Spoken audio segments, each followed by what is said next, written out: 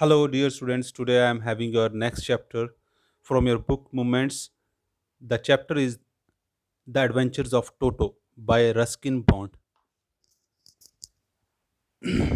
First of all, I would like to describe about the author Ruskin Bond. Ruskin Bond, born on 19 May 1934, age 85 years, Kasoli. Ruskin Bond is an Indian author of British descent. He lives with his adopted family in Landore, Mussoorie, India. Now, the introduction of the story is in this story, author describes how his grandfather is fond of animals and one day he bought a monkey from a Tonga driver and named it Toto.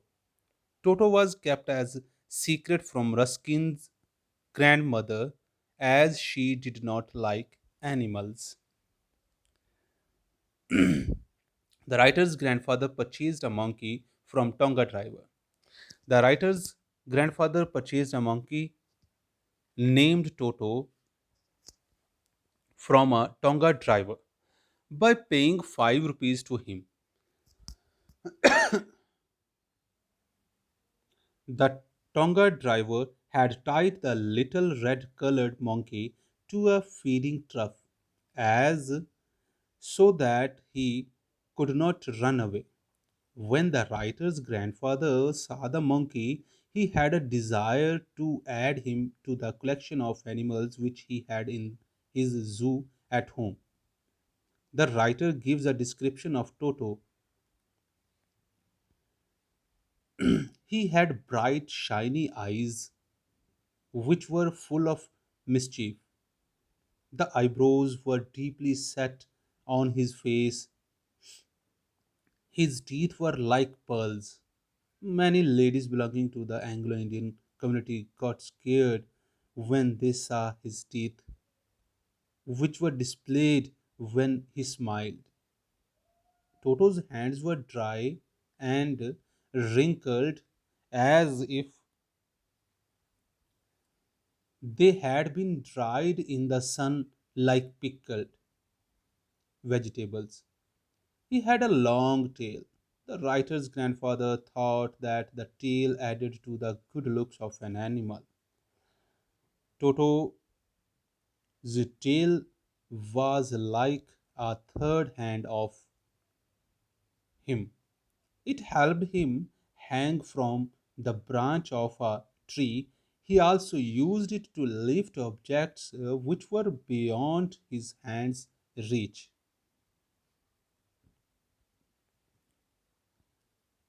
The writer's grandmother was against the grandfather's attitude of bringing new pets, birds, and animals. So the grandfather thought that they would conceal this fact from her until she was in a good mood. At that time, they would disclose it to her. The writer and his grandfather secured Toto in a little cupboard in the writer's room. In order to be secure that Toto did not escape, they tied him to a hook in the wall. The writer and his grandfather went to Toto after a new hours. The sight was shocking. Toto had torn the decorative wallpaper. He had broken the hook and had escaped from his binding. Also, he tore the writer's blazer into thin pieces. The grandfather was quite delighted to see Toto's adventure. He felt that Toto was very clever. He said that if they would have given him more time, he would have tied the thin pieces of the writer's tore blazer into a rope and would have escaped out of the window. Toto was shifted to the servant quarter. He was put in a cage. He would live with the other pets in grandfather's zoo. The zoo comprised of a tortoise, a pair of rabbits, a squirrel, and the writer's pet goat. Toto was very mischievous. He did not let the animals sleep at night. The writer's grandfather had to leave for Saharanpur the next day. He decided to take Toto along as he was unmanageable. The writer was disappointed as he could not accompany his grandfather and Toto on the trip. His grandfather narrated the happenings of the trip to him later. Because they were very good friends, he had got a special bag for Toto. It was made of a strong material, canvas. He placed some dry grass at the bottom of the bag on the trip. The bag would be Toto's home as he would live in it. The bag had a zipper on top of it. The writer's grandfather ensured that when the bag was closed, Toto would not be able to escape out of it. Neither could he come out of the opening as it was closed with a zipper, nor could it bite the strong canvas material in order to run away. Still, Toto made unsuccessful attempts to come out of the bag. Due to this, many times the bag would roll on the floor or it would certainly jump in the air. These movements were noticed by the people on the railway platform and made them curious to know what was inside.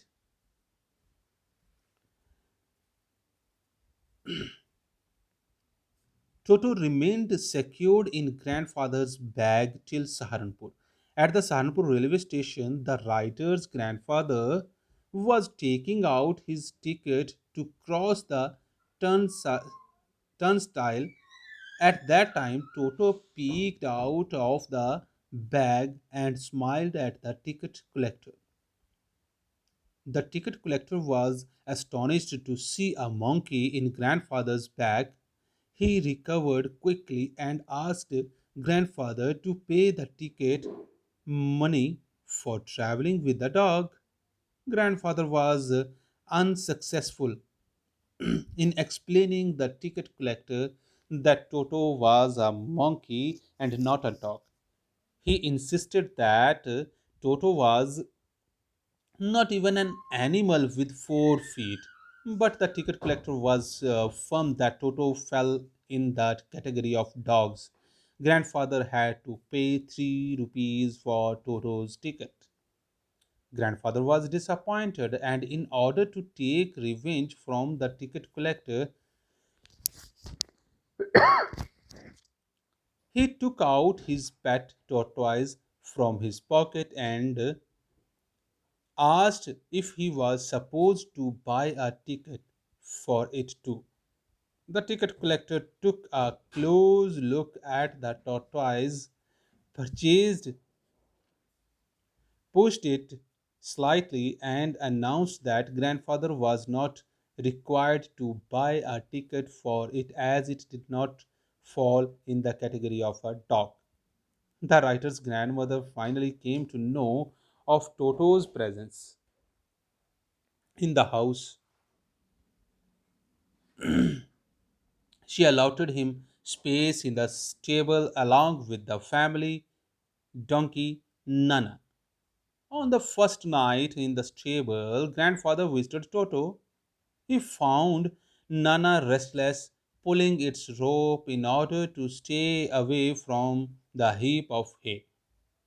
Grandfather hit Nana on the back in order to stop it. Nana jumped. The writer's grandmother finally came to know of Toto's presence in the house. She allotted him space, and in the winter season, Toto enjoyed having a warm bath. He would pretend to be selfish, and before starting his bath, he would check the temperature of the water. He would copy the writer and stepped into the tub 1 foot at a time. Finally, he would sit in the water with his face out of it. Then he would rub himself with soap.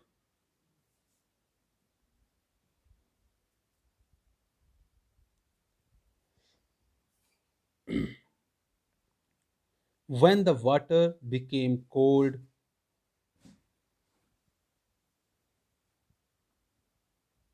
and he would run out of it to the stove in the kitchen in order to dry himself. Toto got annoyed if he was laughed upon. He would get hurt and then refused to take bath. The writer recollects an incident when Toto had almost boiled himself. In a large kettle, water was boiling on the stove.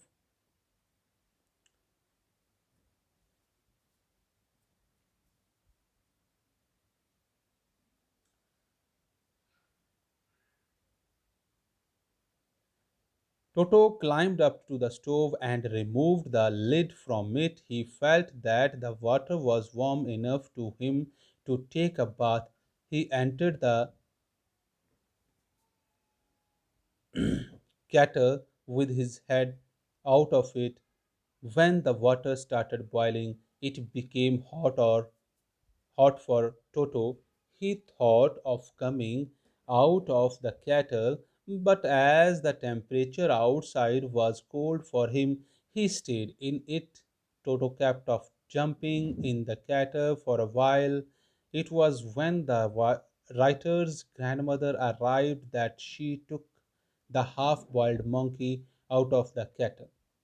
If there is a part in our brain that governs our ability to create mischief, then that part in Toto's brain was highly developed, as he had great capacity to do mischief. He was always busy doing mischief. Whenever the writer's aunts passed him, he tried to tear their dresses. The writer recollects another incident when Toto created a lot of mischief. At lunchtime, a dish of rice was placed on the dining table. When the family reached to eat, they found Toto eating it. The writer's grandmother screamed at Toto, and in response, he threw a plate at her. When the aunts tried to catch Toto, he threw a glass of water in their face. When the grandmother arrived, Toto left the place through a window with the dish of rice along with him.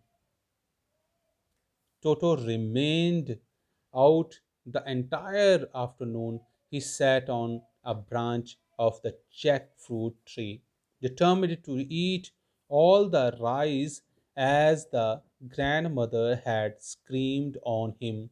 He wanted to annoy her further, and so, after eating the rice, he threw the dish. It broke into several pieces. So these kind of incidents made grandfather annoyed and grandmother too. Finally, grandfather realized that Toto was not suitable to be kept at home. They could not afford the frequent losses that he gave them. He tore clothes, curtains, wallpapers, and broke dishes. So the grandfather sold Toto back to the same Tonga driver for a sum of 3 rupees. So this was the chapter, and finally we can say that grandfather purchased the Toto from Tonga driver for sum of rupees 5, and he paid for his ticket also from Dehradun to Saharanpur, and in the last he returned the Toto to the same Tonga driver for the rupees of just 3 rupees. So this was the chapter, and hope the chapter is clear to all of you. Thank you very much.